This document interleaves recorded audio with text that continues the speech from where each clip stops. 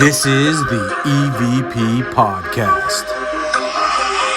Hey, everybody. Welcome to the EVP Podcast. This is Jeff here, joining the show with our two hosts for the day, Dale and Beaker.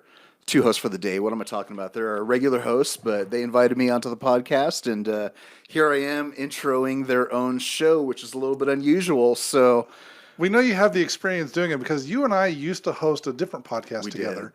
And so I know you know what the hell you're doing. Except not really. It's fake it till you make it. Pretty much. That's what we do. Yeah. And you know how much research we do before our podcast? I literally look up a website right before I come over. Right. And we're doing that usually as you show up too. Yeah. Yep. On the fly. Oh, and DVO is not here with us today because of his flare up. Yeah, he's a little girl tonight. Yeah, the herpes. He's got the herpes the herpes of the 28th day. Herpes of the toe. Herpes of the toe. Herpes of the toe. Just kidding, DVO. He's got the gout. That's a rich man's disease. That's from like eating. Well, if you've seen his mobile decadent office, food. If you've seen this dude's mobile office, you know he's a rich man. No, he's good with finances. I know that for sure. And food. Yeah, and food. I love food. Food is good. Well, today we brought you on the show, so awesome. I'm we happy to wanted be you here. to share some of your stories, some of my stories, some of your past events, what got you into the paranormal, and some of the best events that you've experienced in the paranormal. Well, we'll just have kind of a random stream of consciousness type of episode and see where it takes us. That's pretty much what we do. Awesome. Yeah. Let's go on a trip together. Here, take this, man. Here. I mean, we've known you for years. 7 years. At least. I mean, it feels like, I was thinking about that the other day. Long time. And I was like, has it been like 5 years? It's been longer than 5 years. It's been almost 7. It's been 7 years. Mm-hmm. Holy crap. I think Peaches and I are Brandy. I like to be the first one to mention her in every episode. You do, yeah. We started investigating at the end of 2014, I believe, and then we met you guys in June of 2015. Yeah, and I remember the residential investigation where you guys first showed up, where I met you, and you were telling Castle about the dog that was in the backyard, the ghost dog that was buried in the backyard, but. Yeah, so just quick introduction about myself. My name is Jeff. You can call me Lurch if you want to. That's fine. It's kind of a nickname that was given to me. It was bestowed upon you. Bestowed upon me during our paranormal investigation. And why was that, though? I used to work for I used to be a funeral director. I was, and it's not really, it's more coincidental. It's not a morbid fascination with the dead. I've always kind of been curious with what happens after people die, but I just serendipitous. I worked as a funeral director for about 10 years. Where did you find that job? When I tell people about how I got into that, I usually tell them that it found me. Because I would have never thought as a kid growing up that, no kid gets the funeral director place set, Hey, I want to embalm bodies. That would be a little bit weird, but yeah, if they had those, I probably would have wanted one. Right, I would want one now. This is how we drain the body. Lego build a casket and crap like that, but no. So I lived an ordinary. I had an ordinary upbringing, my standard nuclear family, and my parents divorced, and all the normal stuff that most people my age went through. But it's the mom, dad, and then 3.5 kids, all living at home, and we grew up in the 80s. But we lived a normal lifestyle, nothing strange or unusual. But I waited tables for 14 years in fine dining, and I absolutely hated waiting tables. And when I moved out here, I told myself I'm never putting on an apron again. And so I applied at a few different jobs, and one of them happened to be for, excuse me, happened to swallow wrong there. Just like one of them happened to be,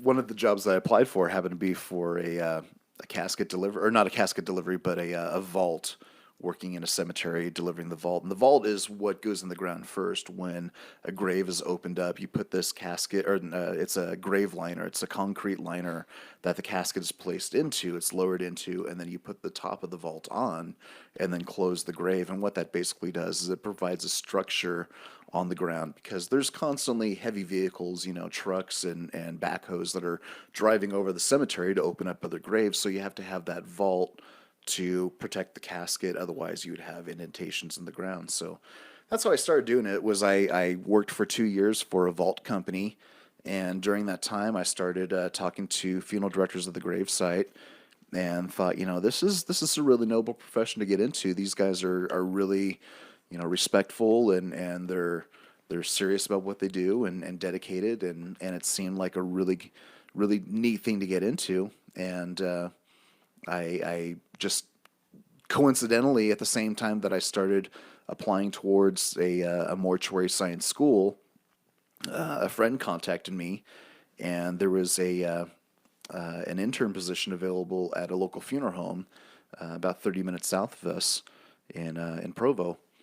And so I everything just lined up. I got into the mortuary science I got into the mortuary science program, got the degree as a 2-year associate's degree, and I went through my internship, left there, went to another funeral home, worked there for about 4 or 5 years. They laid me off, went to another. You have to intern to be yeah. Wow. Yeah, you go through internships where you're under it's a mentorship where a licensed funeral director has to supervise you for a certain number of embalmings, a certain number of hours, and they sign it off. And yeah, you have to do labs to get certified, along with the all the book learning and stuff. Learning about the history of funeral directing, learning all about products and marketing and law, a lot of law.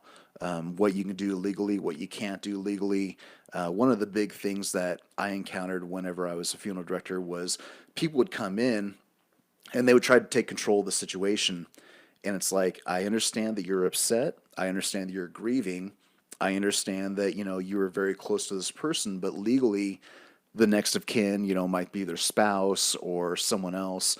This person is the one that's making all the decisions. So I appreciate your input, but we're going to leave it up to this person to make the decisions instead. And that was something that was really difficult, because a lot of times there'd be family dynamics where, the stepmom or something didn't get along with the rest of the family, or there was a divorce, or there was a separation of the family, and I can't get involved in stuff like that. And that was always a very touchy thing, trying to arrange a service for someone, and you can't get involved in the family dynamics. But yeah, I did that for about 10 years. I did everything in the industry. I mean, I say that I started from the ground up, because I delivered, the vaults for 2 years or so before I got into funeral directing. But I did everything. I would go and pick up the deceased in the middle of the night sometimes at a hospital, at a funeral home, or not a funeral home, a retirement home, or at a residence.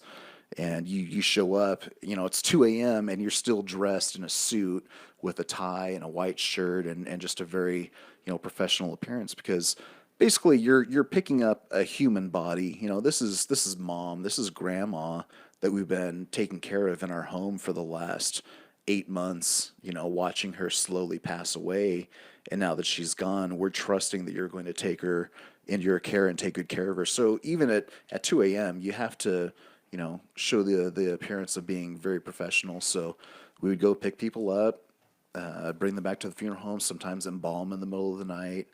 Did you ever think back on this now and think that these spirits were watching you do this? Oh, absolutely. And go like, what the hell are you doing? Absolutely. There were several times, and I'm not, and this is even before I even got involved with our paranormal group, Beaker. I would have times where I would be embalming, and I'm not a very sensitive person, but it's like, I would be like, I know there's someone in this room that's watching me. And so, and it's this person here on the table. So I'm getting goosebumps just thinking about it too, because I remember several instances where I thought, I know that this person is standing right here and they're watching me embalm their body. So I want to treat them with respect, and I wouldn't want to do anything disrespectful to them. So yeah, that's something that's always going through your head whenever Is you're there one of taking care those that someone like like kind of stood out more than the others? Not that I can think of as standing out. I remember one time being at, I don't want to mention the funeral home, but I remember I think it was in the middle of the night, and I had just picked up the gentleman. I don't remember specifically who it was, but I just remember picking someone up, having them on the table. And there was like a TV, there was like a radio. You could play music, you could put on a movie and embalm at the same time. And I don't remember if I had a movie on or not, or if I was listening to some music. But I remember at one point just kind of stopping and feeling like he's in this room, he's in here somewhere, and he's watching me. And I don't remember exactly what I did, but I remember thinking, just be respectful of his body. So that's the only real time that stands out in my mind. But I remember a couple times making removals and the family. It's like you walk in and it's like you can almost feel the spiritual presence, because maybe they're religious, maybe I don't know, but just it's different with every family. A lot of families that I dealt with too, living here in Utah, we have a predominant religion. And occasionally we would get families that were agnostic or atheist, and that was interesting because it was almost like night and day experiences. You'd have these families that had this understanding of what happens with your body after you pass away, and they have this kind of peace about it. And they're still grieving, they're still upset to say goodbye to their loved one, but they have this understanding that mom, dad, they're in a better place right now. And then on the other hand, you have people that don't have that understanding, and they come in and it's a completely different feeling. Like, this is the end. We're never seeing them again. Say goodbye. Moaning and wailing and so much more grief. And it's like, it's not really my place to preach to them and to counsel them, but it's like, I want to do so much to just kind of console them. And that was tough too. A lot of times too, and I'm sorry if I'm just rambling on about my experience as a funeral director too, but a lot of times, the elderly, that would be a very nice thing to have someone that's been in pain for a while pass, and to feel like, mom's been suffering. She's had Alzheimer's for the last 8 years, and she's been in pain, and it's almost a relief to see them go. But on the other hand, I remember the things that were really difficult too were the suicides, especially like the teenage suicides or child accidental death. I remember a couple times children accidentally dying. One kid died on a skateboard getting hit by a car. Later on that night, after his funeral service, I'm driving into my neighborhood, and of course, a lot of the kids in our neighborhood are kind of playing in the street and playing chicken with my car. And so I got out of the car and I gave them a piece of my mind. I was like, I just got done coming from a funeral service where I buried a kid your age from skateboarding in the street, and he died. And man, the look on their face was like, oh crap, yeah.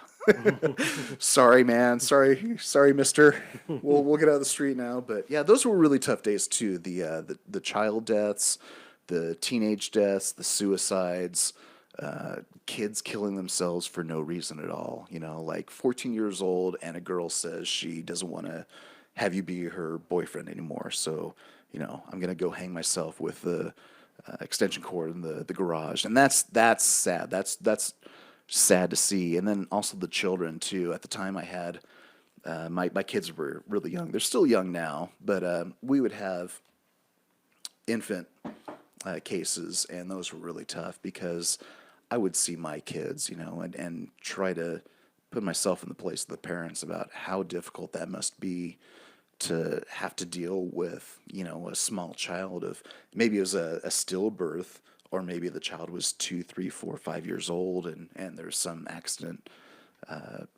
death, and those are really, really tough too. But you just do what you can, and I remember saying several times, I wish I had a magic wand that I could just wave and make things better, that could just make you feel better, and it's just something everyone has to go through on their own. So what from that point got you into the paranormal then? Oh yeah, so Holy shit, man. dude, I'm sorry, and that's the end of the episode. We're out of time. It's been 90 minutes. Yeah, welcome to the Funeral Director Show. Well, no, I mean that's all interesting stuff, and I'm sure it's stuff people want to hear. So Yeah. Well, yeah, of course people want to hear. I'm just the experiences of being a funeral director. It's not every day that you run into someone that's like, yeah, I used to be a funeral director, and this is how it was. Like, I think people will appreciate the kind of and have the understanding and respect of what it is that you did as a director. In hindsight, you kind of see how the web kind of came together. You don't see it as you're going through that experience, but in hindsight, you kind of see it. Because as a kid, I was always really interested in like the paranormal. I loved, we lived in the woods in Washington State, and our backyard was like 10 acres of thick pine woods. And when my parents weren't home, I would think like Bigfoot's out there or aliens. I'm going to see a UFO come out of the sky at any moment.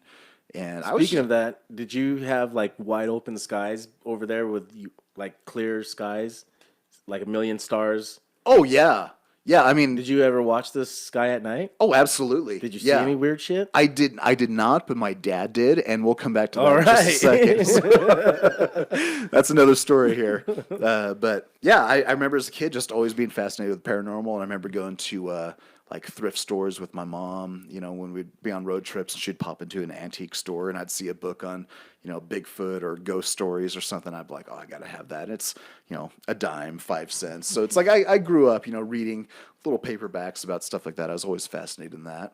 And one day when I came home from work, when I was working as a funeral director, we had cable at the time. We don't anymore because, streaming services and all that. But I came home and I was flipping through the channels on cable, and I think Ghost Adventures came on.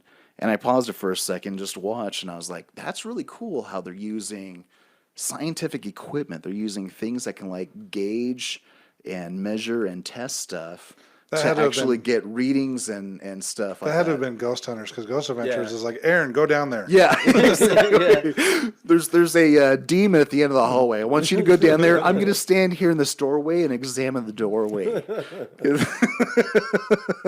I'm going to stand outside and just get some EVP recordings from the safety of the van.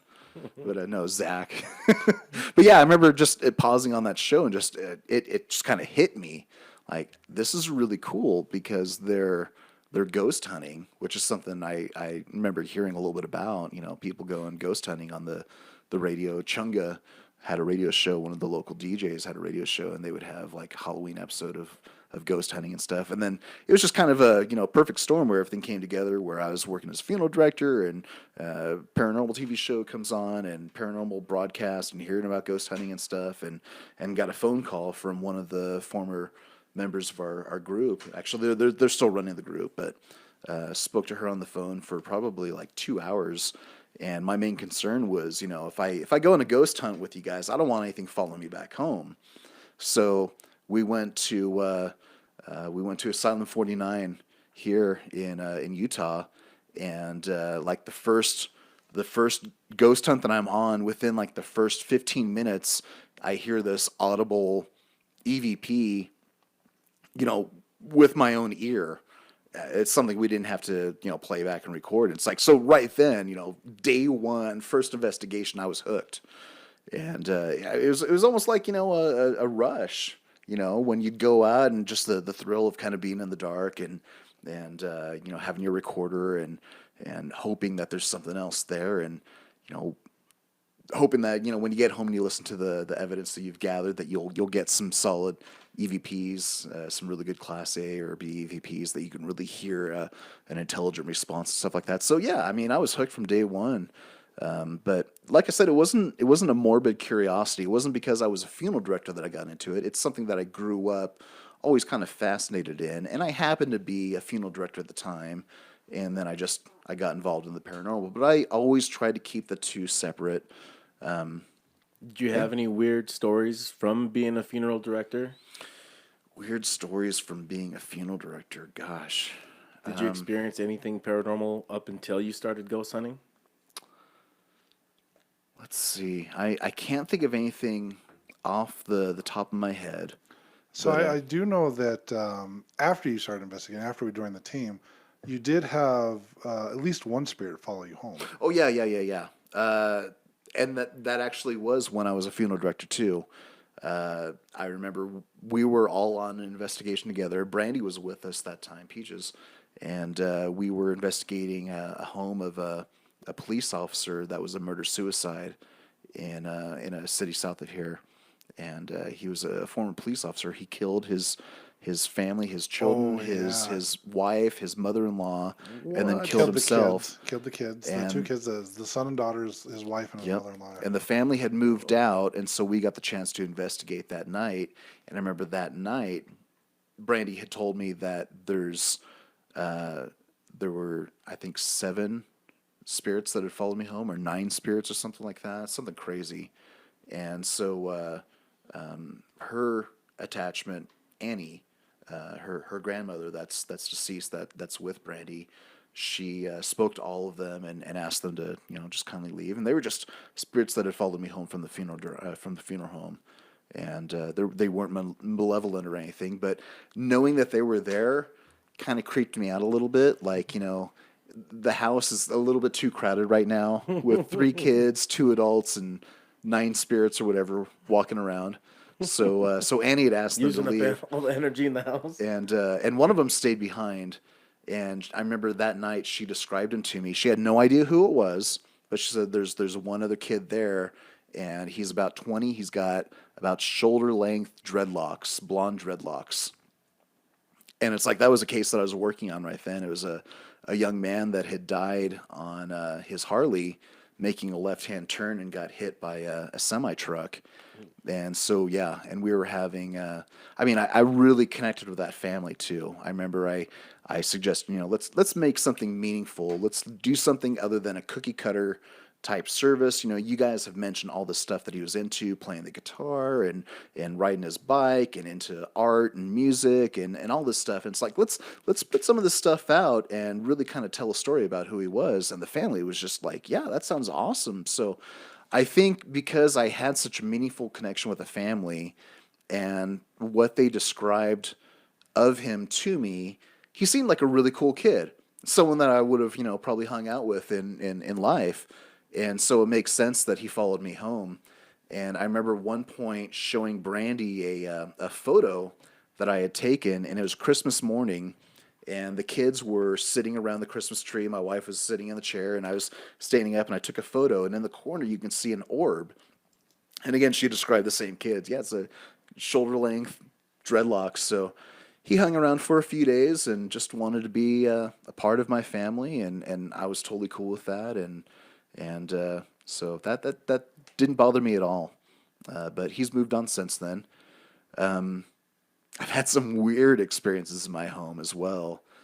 Just recently, I'm not sure if, yeah, I'll share. It's kind of weird with family dynamics. My parents divorced when I was young, and when I was about 14. No, I was about 12 or 14 years old. And my dad, he remarried, and we kind of fell apart. We had a little bit of a falling out years ago, and never really reconnected. And then a few years later, he disowned me, which still kind of hurts. But I feel like I've moved past that. But he died December 13th of 2020 out in Tennessee, and I hadn't spoken to him at all in a couple years, and I found out that he wanted to have his body shipped out here to Utah to a cemetery in Springville, where his uncle is buried, and the two of them used to go fishing all the time, and then there's also some, I think it's his grandparents on his mother's side are buried there as well. But anyways, so he had his body shipped from Tennessee to Utah to be buried in a local cemetery. And at one point, I remember I was downstairs drawing, working, and I'll talk a little more about that too. But I was working at downstairs drawing, and I kept seeing like little flashes of gray out of the corner of my eye. I wear I wear noise canceling headphones and listen to music while I'm working downstairs. And so sometimes my kids will walk up to me and I won't even know that they're there until, they're standing right there next to me. So I kept thinking in my subconscious, like, oh, my kids are walking up or my dog's walking up to me or my wife's walking up to me. And every time I'd see that little flash, I'd look over and nothing would be there.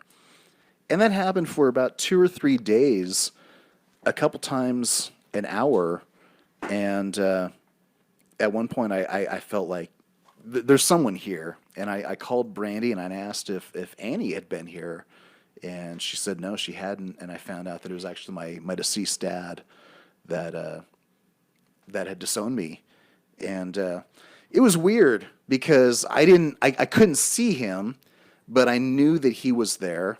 And I could converse with him, and the information that I was getting from Annie was like spot on accurate. And I'm texting Brandy, and she's conversing with Annie, who's jumping back and forth between my home and her home, reporting. So she's talking to my dad, who's then talking to Brandy, who's then texting me, and then I'm talking to my dad.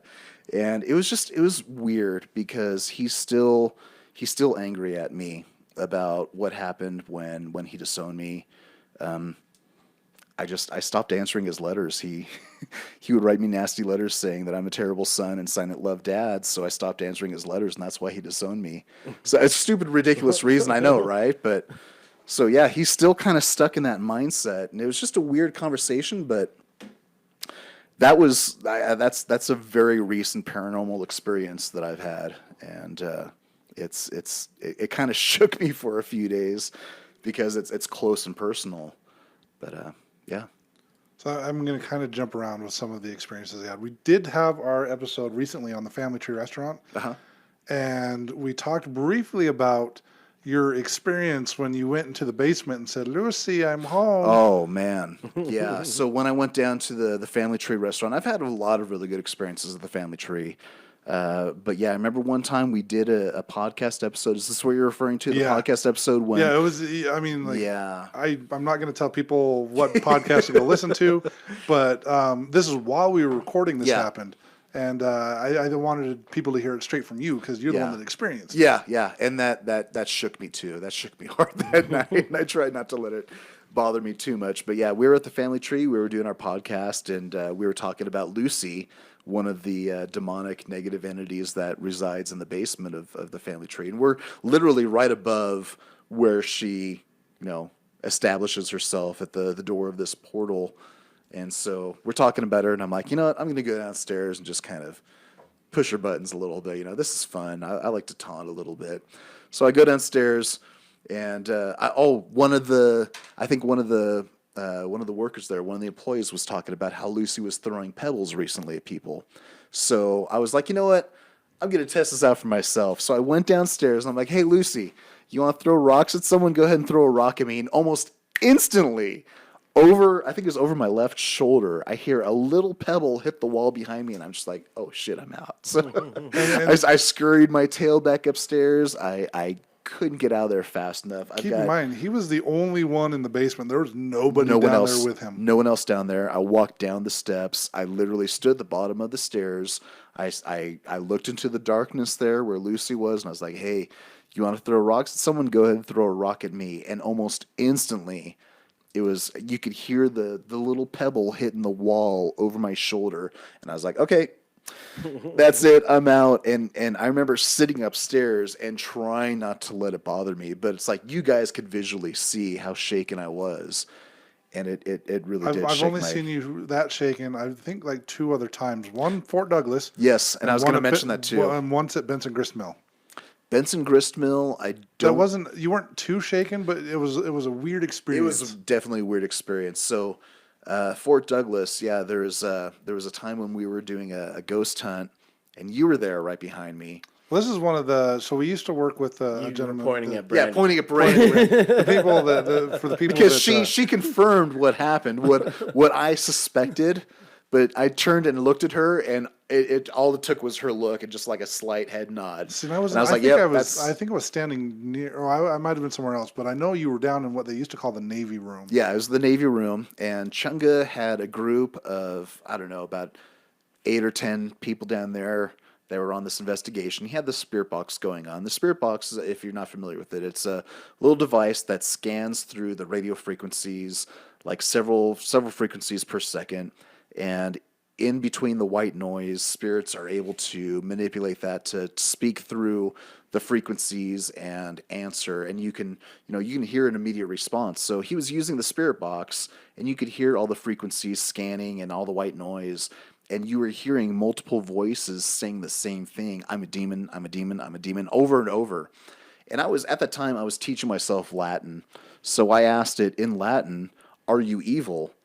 And in Latin, the response back was, "I am evil." And I was like, oh, crap. So I pointed it out to everyone. I was like, I just said, "Are you evil?" And it just said, yeah, I'm evil. So, yeah, that kind of reeled us. And the whole time, too, "I'm a demon," coming through. "I'm a demon, I'm a demon." And at one point, my buddy had his recorder just like set up in the room. So I kind of bend over, and I'm I'm kind of acting it out in my body language. And I'll try not to stay in front of the mic, but I'm bending over. I'm like leaning into the mic, and I'm like whispering, "Hey," saying sexy stuff or whatever for him to listen to on the recordings. And I keep a knife in my back pocket, and as I'm bending over, my knife gets pulled out of my back pocket, and it lands about, I don't know, 3-4 feet behind me. And I turn around, and as I'm turning to my right, Brandy is standing there. And I look at my knife, I look at her, and I'm like, "Is that what I think it was?" And she's just like, "Yeah," nodding her head. I'm like, oh, crap. So the rest of the night, I had this demon following me. So, yeah, that really kind of shook me up. And I try not to let it bother me. But just knowing that it was feeding off that fear, and I was trying my hardest not to show that I was afraid, but I was still just trying my hardest. I mean, that was tough. That shook me up that night too. You also mentioned another experience with, I believe it was a spirit named Charles. Oh yeah, Charles at Benson Grist Mill. Benson Grist Mill. Yeah, that was another cool time. So yeah, Benson Grist Mill. It's a local place where we've gone investigating, and it dates back to like the pioneer days here in Utah, where they would grind the meal, cornmeal or whatever. And I guess a couple workers had died in that location, and there's a couple spirits there. A lot of them are pretty much nice. There's one or two benevolent ones in certain areas, but they kind of stay in that area. But yeah, a spirit by the name of Charles had died there at the grist mill, and he was following me that entire night. And I remember I had my K2 meter with me. The K2 meter, it measures the electromagnetic energy that spirits put off, which is a sign of, activity of them being present. So the whole night, my K2 meter is just spiking, and I'm walking around, and it's spiking, and I'm just like, I can't figure out why this is going this way. And I switched it with you. Yeah, you came over and showed me. Like, yeah. your K2 was like, it wasn't quite red. It was the dot like right below Yep, red. it was like yellow or orange. It was almost all the way up. Yep. And you seemed a little rattled, but not like too. You were just kind of concerned. I was just like, why is this not, why does it keep... Why won't it stop? Just make it stop. I think it started while you were I think you were at the main barn. Yeah. And I was completely on the other side of the grounds. Like, I was on the opposite end of the grounds there. And I had the idea. I'm like, well, switch me K2s. Yeah. So, everywhere I walked, I was getting K2 spikes the whole time. So we switched K2s, and almost immediately, like mine that I handed off to you died, and yours that you handed to me, which hadn't been active, starts going crazy like mine. And I'm walking around in the same thing, and you're standing there right next to me, and there's nothing. And it turned out, I think Brandy showed up the second night that we were there, and she explained what was going on. Is that I apparently looked like someone that Charles knew that may have also died at the grist mill, and so he was just following me, and that's all. Just a curious little guy, but yeah, it was a pretty cool experience though. I wouldn't say that really shook me up, but I wasn't unnerved by it. I wasn't scared by it, but it was definitely an unusual experience to have the K2 meter just spike every time you're walking around. And it's like sometimes we'd be in the middle of like a field, a grassy area. There's nothing around that I can see, no buried cables or anything. It's like the K2s are still going crazy. And I know some people might say, like, there's a lot of ambient EMF at Benson Grist Mill. There are certain areas where you can be out in the field and the K2 will be going off. But if in that situation, You can follow both a of line. them, well, you can follow, yeah. But the fact is that we had 2 K2s. Yeah. And if it was the ambient EMF, they both would be going off. But like you said, it was just the one you were holding. Yeah, just the one that I was holding. And yeah, that was definitely a weird time. Oh shoot, I'm trying to think of what other experiences really stand out in my mind. I feel like we're just, sitting around a campfire telling ghost stories and what you and I have been on so many investigations together. We did Needful Things together. We have. We did, for my birthday one year, we went to Asylum 49 together. We did Benson Grist Mill, just the two of us together. Like, we went to a chunga hunt, but we separated from everybody else. Now, have you ever shared your experience at the Zion Bank building? I have. Okay. I think I did that on our first episode. Okay, because that stands out to me as one of the most I know meaningful experiences, personal experiences that I know that you've had. Yeah, and I still remember, like, after it was over, people were talking about, like, there was a dead bird in the basement, and I was just like, nobody got a picture of it? Like, after everything that happened. I did. And I don't know where it is. I'm sure I've got it saved somewhere. So I think I had it on my old phone. I'll email it to you if I can find it tonight. We've been to... you actually were the driver when we went to the Rollins State Penitentiary and to the Stanley Hotel. That's right. Yeah, we went to the state penitentiary, and that was a lot of fun. I wish we had been able to spend the night there. That would have been a blast. For us, not so much for Brandy. Yeah, yeah. But, we had both of the Brandies. I would have rolled out a sleeping bag. I would have set up my recorder. I would have, put out, like, little trigger mechanisms, little things for spirits to interact with. And I would just I probably wouldn't have slept a whole lot, but I would just lay there like listening in the dark. And that's exciting sometimes, because you can hear stuff. You can hear audible EVP sometimes. And that's really cool when that happens.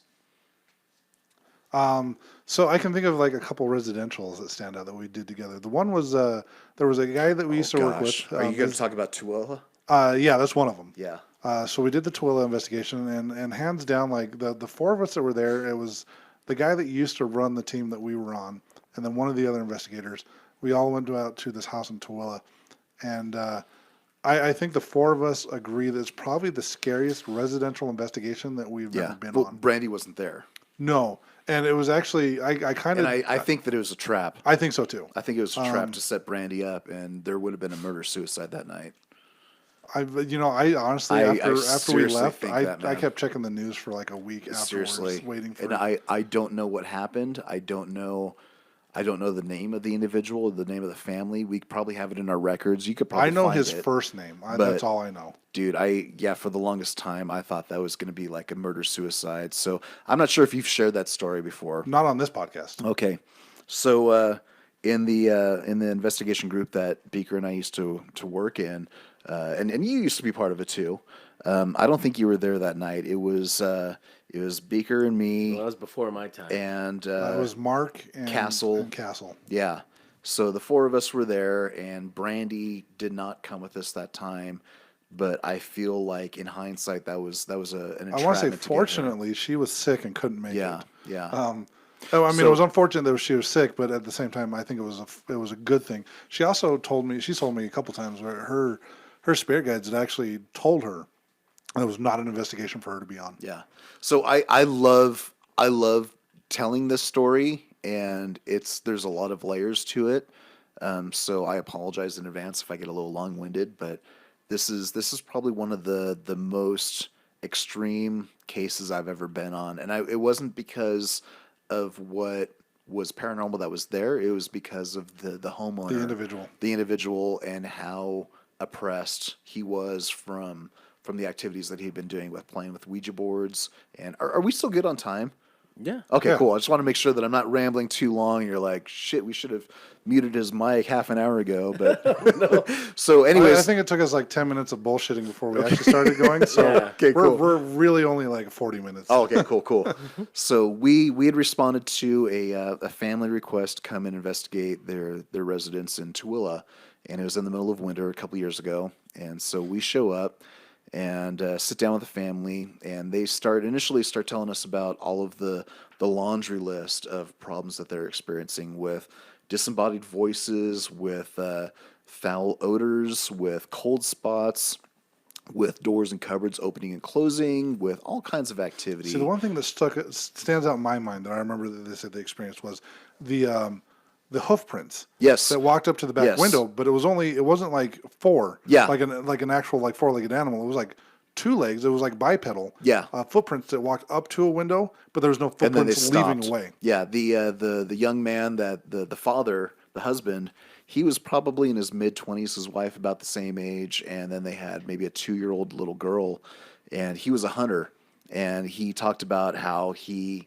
had been awoken in the middle of the night to hearing taps on his window, and when he got up and he looked out the window, there was nothing there, so he stepped outside, and it just snowed, but he, as a hunter, he could tell that it was a cloven-hoofed shape of track, but it wasn't quadrupedal, it was bipedal. It stood on its hind legs and had these cloven hoofs that walked up to his window in the snow and from there disappeared.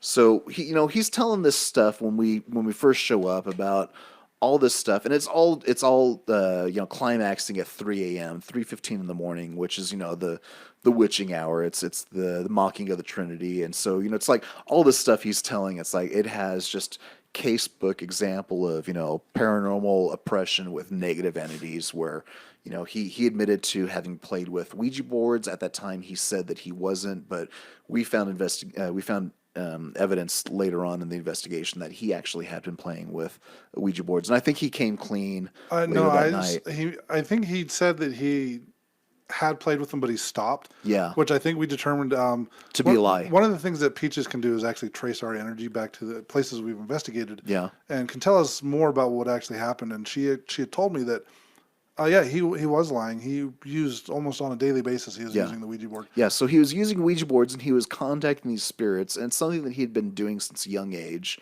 And so myself and Castle, one of the other investigators there, we start.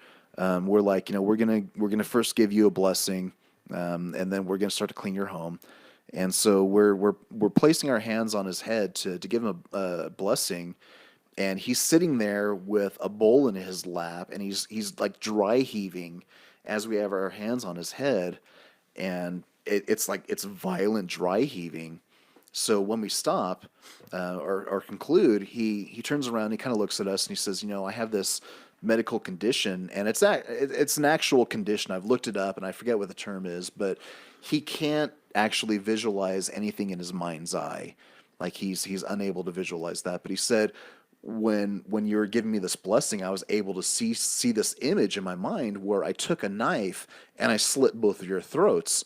And so me and Castle, we kind of look at each other and we're like, okay, so he's having these images of cutting our throats, and he has a medical condition where he's unable to see things, but he can see this really clearly of him killing us. See, that was probably one of the very unnerving things. One of the very unnerving things. There was the loaded firearm. Yeah. We made sure that someone was standing between him and his bedroom the entire time. And I'm getting to that too. It's a slow build up. It's a slow burn, Tim. There's so much that happened. Much that happened.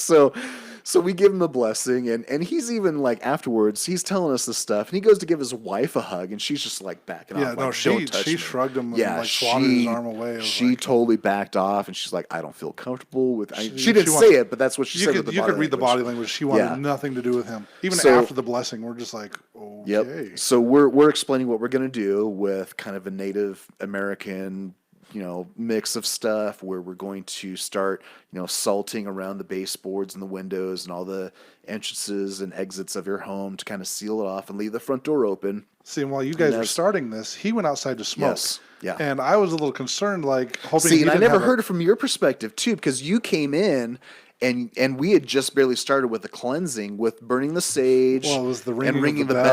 bell. And you came in and you said, he's outside in the fetal position, Covering his ears, screaming Yeah. in pain. screaming in As pain. soon as you started ringing the bell.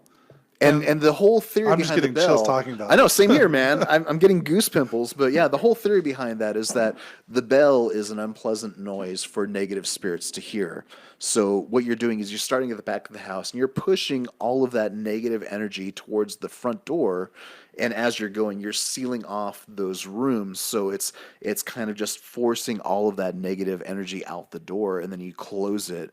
So we're ringing bells to kind of push everything out of that room, and that's when Beaker comes in. He's like, "Yeah, dude's out front. And he's in the fetal I think I position." just opened the front door and I'm like, Yeah. guys, I need help. Yeah, so we go outside, and I see him in the fetal position, and his eyes are like wide, like he's afraid. And so he gets into his truck and just kind of sits there to chill out. And we're like, okay, he just needs some quiet time. That's cool.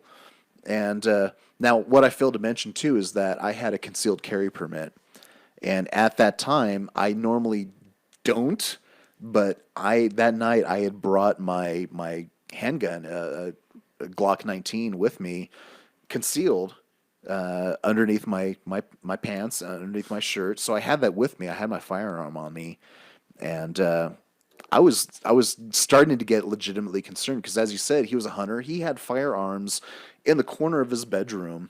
We don't know if they had a round in the chamber. They weren't locked up. They weren't in cases. They weren't in cases. Were just open, leaning against the wall. Leaning against the wall. I don't know if he could have grabbed one of those and just started taking us all out. So after this happened, he comes back in. He's really rattled, and we're like, "Dude, are you okay?" And he's like, "Yeah, I just need to sit down for a second." So he sits down, and we get him a bottle of water.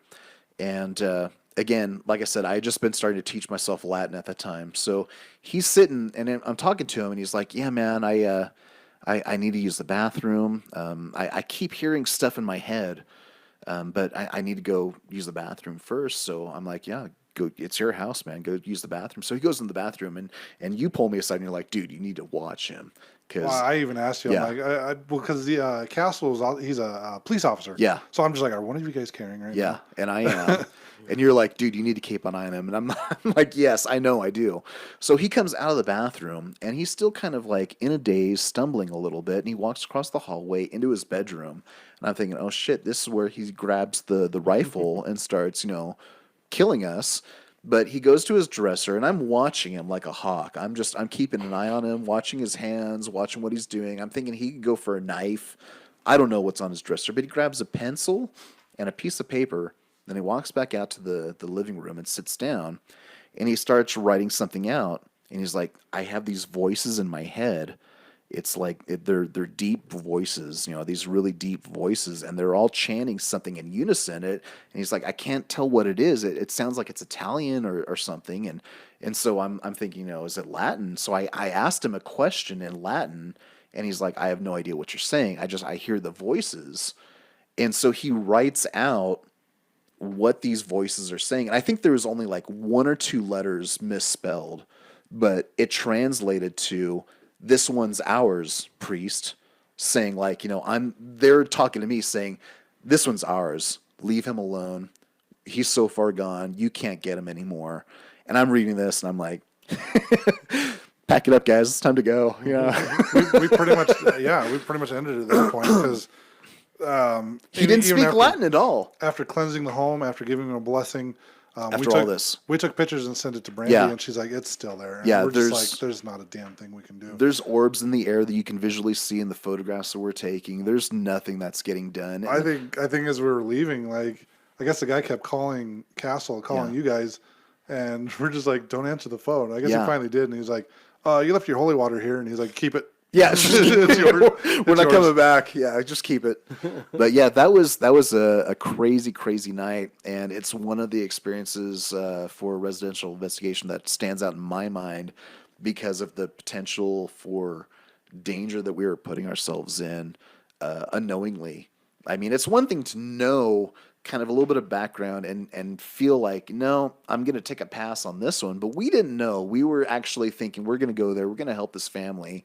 They're a young couple. They're reaching out for help. But as we started to kind of peel the layers of this onion and get more and more to the core of what the problem was and what's going on there, we were like, you can try to put a Band-Aid on it, but the moment we leave, that Band-Aid's coming off, and whatever, if anything we got out of the house, it's coming right back in. Well, like I said, I watched the news for like 2 weeks straight after that investigation, looking for a murder-suicide in Toronto. Yeah, yeah. Like we were just convinced that it was going to happen. I still don't know what happened to him. I don't either. But yeah, he was so far gone with playing with Ouija boards and all that stuff that the spirits had him, and that was the final pin, the linchpin, where he wrote out phonetically what these guttural voices are chanting in his head over and over, saying, this one's ours, priest.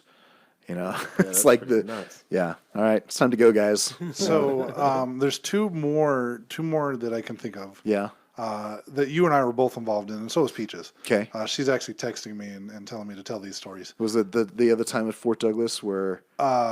No. This is there was one at a residential in the Orem Provo area. Okay. It involved horses. Involved horses. Okay. Yes, I remember that. And then there was the Saltaire. Saltaire. Yes, I remember the Saltaire as well. You remember the Saltaire I- she left you a little souvenir that night. Yeah. So we did a residential in the Orem Provo area. There was. Feel free to jump in anytime on your podcast too. I feel like you're just sitting there in silence. So He's just like, I don't think he's heard some of these stories. Okay, cool. I've heard some of them. Before. I just feel like I'm hogging the limelight here. Well, that's what the whole episode's about. This is your episode. Yeah. It's my episode. It's my time to shine. But I remember we went on the one residential. The daughter was having issues. Was constantly in and out of the hospital, and there's just other things going on. But the one incident that stands out the most to me is when you and I and Brandy were standing at the end of the hallway. You had your back to like the bathroom. Yes. I think she was standing in the doorway to the bedroom. She was standing in the doorway for the daughter's bedroom. I think I was behind her. I think something. you were And I have all recording. of this. I have this all on film. You were recording, The inside the house part, not the outside stuff. I don't and have you that, could but- just see. But her facial expression yeah. changed. You were doing the investigation. You were talking, and I just looked over and I'm like, "Brandy, say something." Yeah. And that's when it clicked with you that something just wasn't right. And she did not look like herself at all. You could tell that from looking in her eyes, that wasn't her anymore. It was something else that was there, and it took a couple minutes for us to get her back. Well, but I think you tried pulling her out of the room. I got behind her, and I think I was trying to push her out of the room. Yeah. And she just would not budge. And then I think I eventually picked her up and I carried her into the living room. and I don't know if it was that same night or another time at that same residence where we went out into their pasture. It was the same night. And that's where, again, she had the same sort of experience where something took over her. And when she did, a nearby horse started going crazy. I still remember that night because so The torn after pants. we the torn pants. that was Mark's. Mark and his torn pants. We jumped over a fence and realized we could have just walked around. Yeah. But And Mark jumped the there fence, was snagged his pants, and ripped a big old I think we hole in determined. his crotch and his rear. I think we determined that there was a portal in the field nearby that was Yeah. causing some of this activity. Yep. So we went to close She it. was trying to close it. I remember we were all down on the ground and we all had our hands on it and we were pushing our energy trying to force this thing closed. Yeah. And I remember I was just pushing like I was trying to dig a hole to China. And usually what Brandy would do when we were closing a portal, she'd give us a thumbs up, thumb down, whether or not it worked. And I remember I was pushing on the ground and the three of you stood up and she was four of you stood up and I'm still pushing on the ground. And you guys asked if it worked and she just stood there. And I remember at this point I'm standing on one side of her and you're standing on the other side. And I go to put my hand on her shoulder and she brushes it off. Yeah. And then you reach for her. Yeah. And she did the same to you. And Yeah. then she took off running. Yeah. And it took all of us, I think, to wrestle her. I think Mark's the one that finally tackled her. And then it took the three of us to hold her down. Castle gave her the blessing. Yeah. And how much do you weigh, Brandy? Like $110 maybe? 98? At that time, yeah. 98? Yeah. 98 pounds, less than About 112, around 112. And then, going up against three guys that are 200 plus. I'm 255. you're probably about what 280, and then Castle's about 250, 260 as well, and Mark's probably close to 300. Yeah, at the time and I the was four about of us trying to wrestle with 112-pound, 5'2" English girl. But do you remember the smell? Yeah. Do you remember how much it smelled like sulfur? Yeah, it smelled bad. And it came out of nowhere. Uh-huh. Because you guys were squeezing brandy, just farting on you guys. Well, and there were the two horses. We were rolling around in the horse squeezing the shit out of rolling around in a few of the horse biscuits. Stepped in a patty there. No, horse apples. That's what they call them, horse apples. But yeah, it just the horses were like trying crazy. to jump over the fence. Yeah. They were calm, but then they just started like running back and forth in their stall, and it was like a 10-foot, 12-foot stall, and they were just running back and forth, and it was barely long enough for them to like take a couple steps and then turn around and then double back and stuff. But they were just going crazy, going back and forth. But as soon as the blessing was done, she kind of fell like a rag doll, and the horses calmed right down. Yep. The smell went away. Yep. It was one of the most trippiest experiences I think we've had.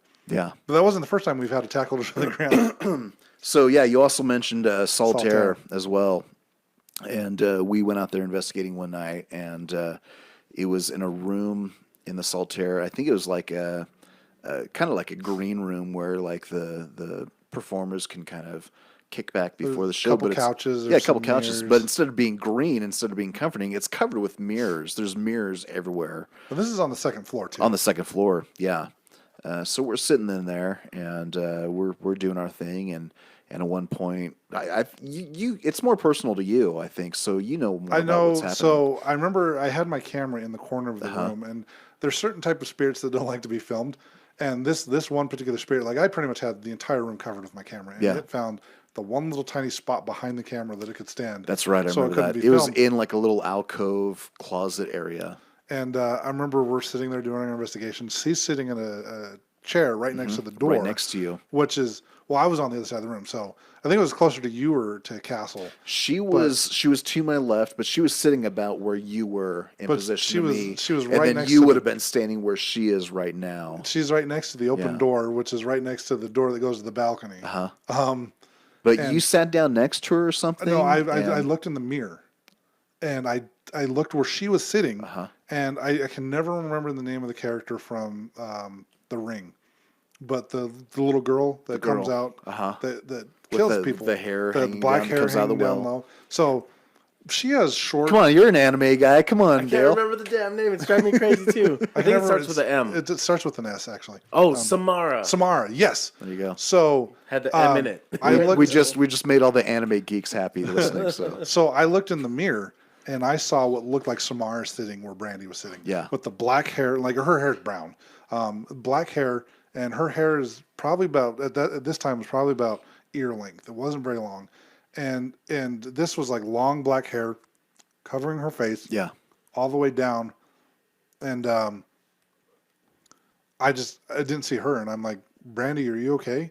And I think that's when you reached over to grab her, and you had shorts on, and she first grabbed and only your time leg, I wore shorts on an investigation, and she scratched, and it was because I got behind her. Yeah, I got behind her, and I put her in like a bear hug, and I sat down, and I had her sitting on my lap, and she just kind of leaned over, and with each hand grabbed both of my legs and just started at my ankles and worked her way up to my knees until I couldn't take the pain anymore and let her go. Yeah. I think that's when she ran to you. Yeah. Or ran towards you, and you had to. And this is all. I mean, how do you feel hearing about this? Because this is all black time to you. You don't actually remember this, do you? I get different versions from different people. You get different versions. But I get Annie's version is the most accurate.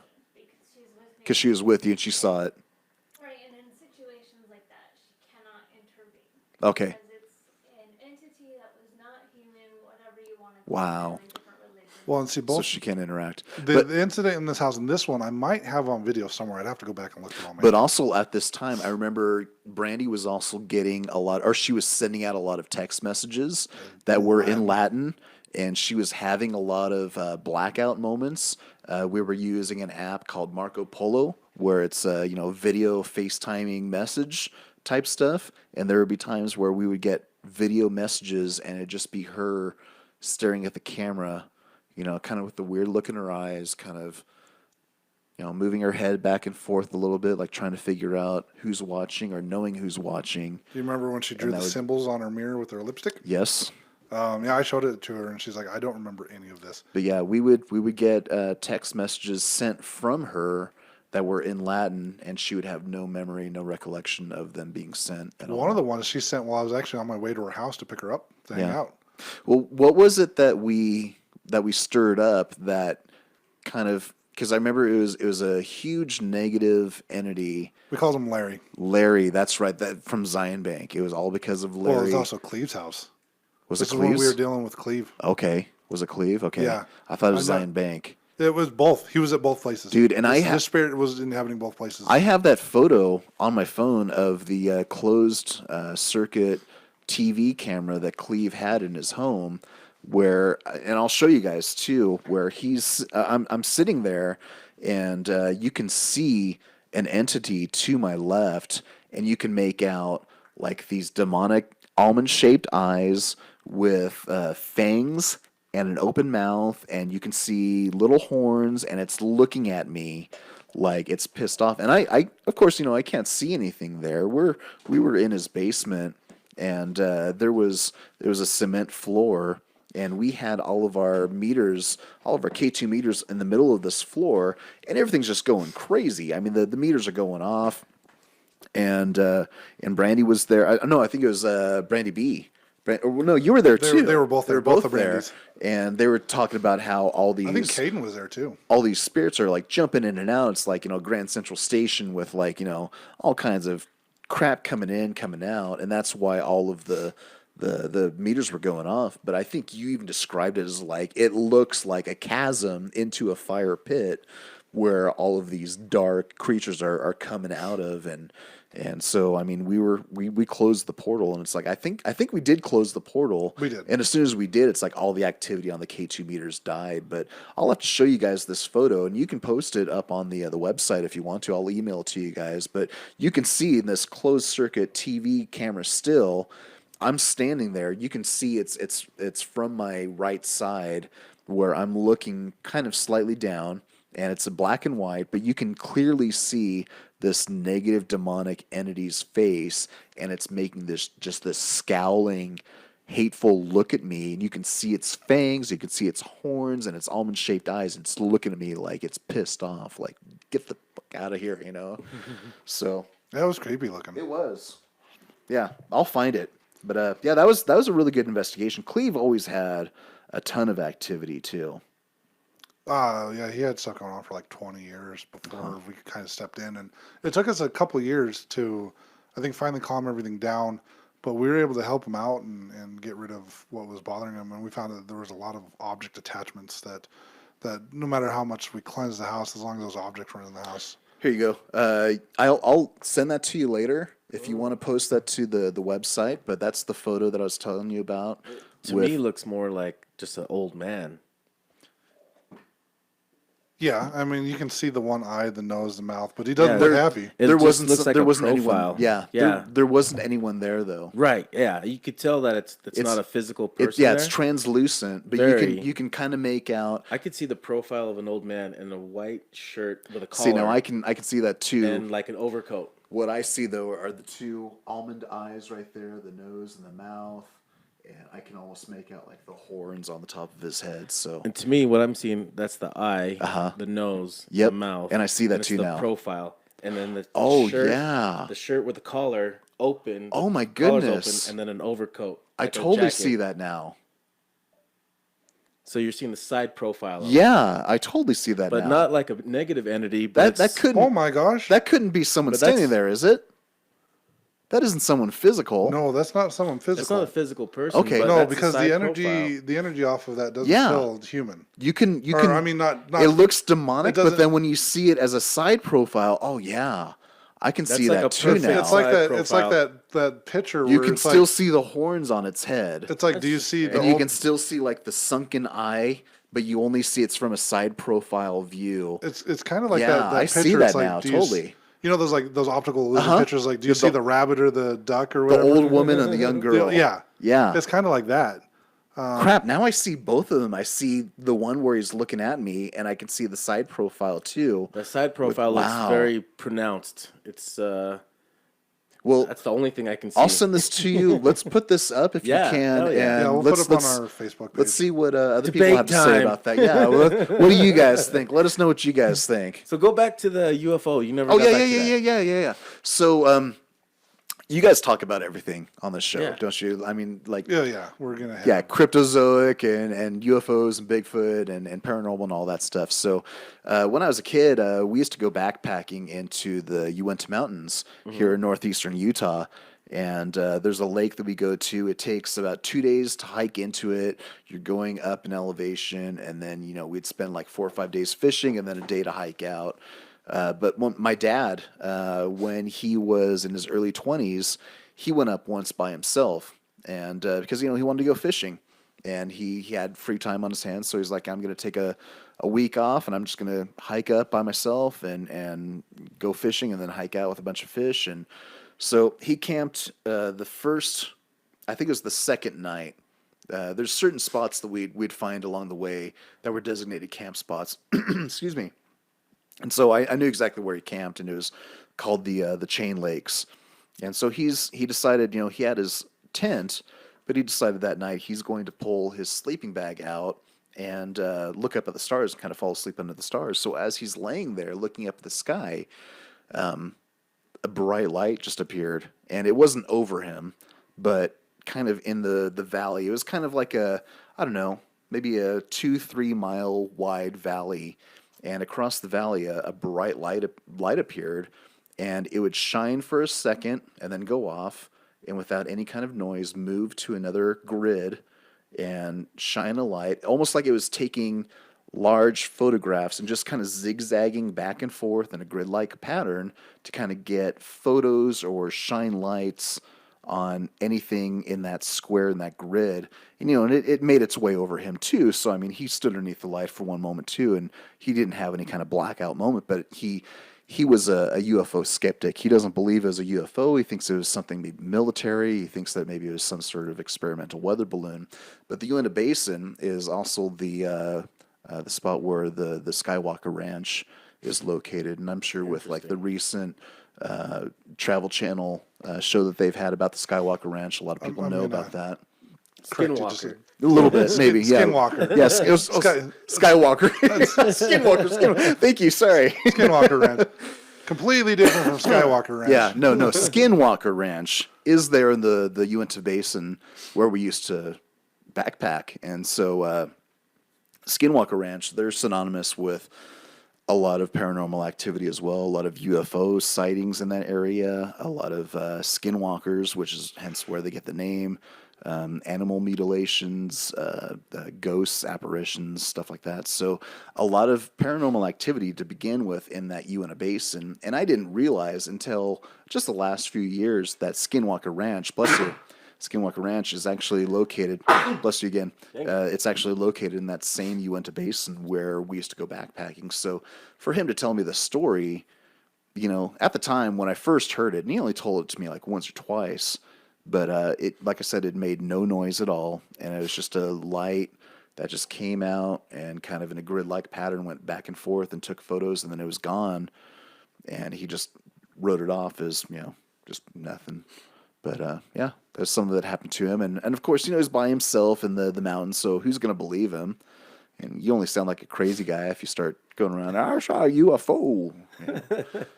Okay there, Pappy, go drink that moonshine some more. But yeah, so that's one of the places I wouldn't mind going to, is kind of investigating the Skinwalker Ranch. Not the Skywalker Ranch, the Skinwalker Ranch. I wouldn't mind going to Skinwalker Ranch either. Yeah, that'd be a lot of fun. Skywalker? Yep, Yeah. that one. Yeah, for the longest time, too, I thought Skinwalker Ranch was in western Utah, like out past Tooele and Grantsville, but it's actually in the Uinta Basin, and I didn't realize that It's until more recently. like by like Duchesne. And, Uh-huh. And that's exactly where we used to go backpacking, is you'd head on a road north of Duchesne that would take you up into the Uinta Wilderness, the Uinta Basin, then you'd park your car at the same spot, and you'd start your 20-mile, backpack hike uphill to the fishing spot, and then you'd hike out, and yeah, that was all right there in the Uinta Basin. Well, right on, man. Was that any other stories? There's so many stories. So many.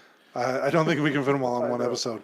So I do know that we will most likely have Lurch on again. Yeah, I was going to say, Jeff. most likely. He'll be a regular guest on the show whenever he has a subject he really wants to talk about, or if he's I got like more that. stories he wants to share. Yeah. He'll just hit us up and let us know. So he'll be a regular on the show. Cool. Not like he won't be here every episode, but he'll be a regular guest host. Yes. Whenever he's got the time and wants to be on the show. Shucks. I'll stop. So I know that now that you're doing art. Yes. You're an artist. You do a lot of work for Tops. Yeah. And stuff like that. If you want to pitch your business, Can I give myself give yourself some self plug? Give yourself some love. Self-plug time. All right. So for anyone that may not know about Garbage Pail Kids was a trading card set that came out in the 80s, and there's a parody of Cabbage Patch Kids, which, for you darn young millennial youngins, it was a toy that came out in the 80s, a doll. And then Topps, the trading card company, they started this parody called Garbage Pail Kids, and it boom day was 84, 85 to 88, and then it kind of went underground for awful movie. went underground for a number of years, but it came back a few years ago. And I do freelance artwork for Topps and for a few other trading card companies where they contact me, they send out blank cards, I color them with Garbage Pail Kids, I draw stuff on them and mail them back, and then they print out like thousands of base cards into packs, but then they randomly insert those sketch card drawings by myself and 50 or 60 other Topps artists into the packs that get randomly inserted and distributed around the world. So I've been doing that for a few years now, and I really enjoy it. I've got an Instagram page. It's at NotTheDroids1976 on Instagram. I've got a Facebook page called StimuKill Designs. I'm going to be changing the Instagram page as well to that name, and I've got a website that I'm working on that I'll plan on releasing in July. But Instagram, if you're on there, that's not at NotTheDroids1976. That's my art gallery right there. You can go and look at all the stuff that I've done for Topps, doing Garbage Pail Kids. I'm also a Star Wars Lucasfilm approved artist. I've done 2 Star Wars sets for Topps. I've worked on most recently Ultraman for Richard Parks for another company, RR Parks. He's done Mystery Science Theater 3000 trading cards. He's done Zorro. He's done a few other sets. I've done work for other companies as well, but I'm really kind of trying to branch out and kind of trickle in some of my own artwork, getting into the sketch card game and getting my name out there and getting recognized by people and collectors of that hobby. That's just kind of getting my foot in the door. But now that I'm getting people contacting me for artwork, and not necessarily Garbage Pail Kids, but other stuff as well, drawing and painting skate decks and doing other artwork. A buddy contacted me and wanted me to do some watercolor arts for a trilogy of books that he had written. He's a self-published author, and so he needed the covers for all 3 of the books, and I did some watercolors of ravens and skulls and stuff. And so, I've done a lot of really cool projects, but yeah, Topps is the company that I work for, and I draw a lot of Garbage Pail Kids that are booger kids and poop and stuff like that, and it's a lot of fun. It's cartoony, but I do photorealism as well. So again, Instagram at NotTheDroids1976, Facebook StimuKill Designs, StimuKill with 2 L's, and yeah, my name's Jeff. All right, everybody. Thanks for listening, and thanks for watching. Ghosty out. Peace out, butterflies. Thanks for having me, guys. This is the EVP Podcast.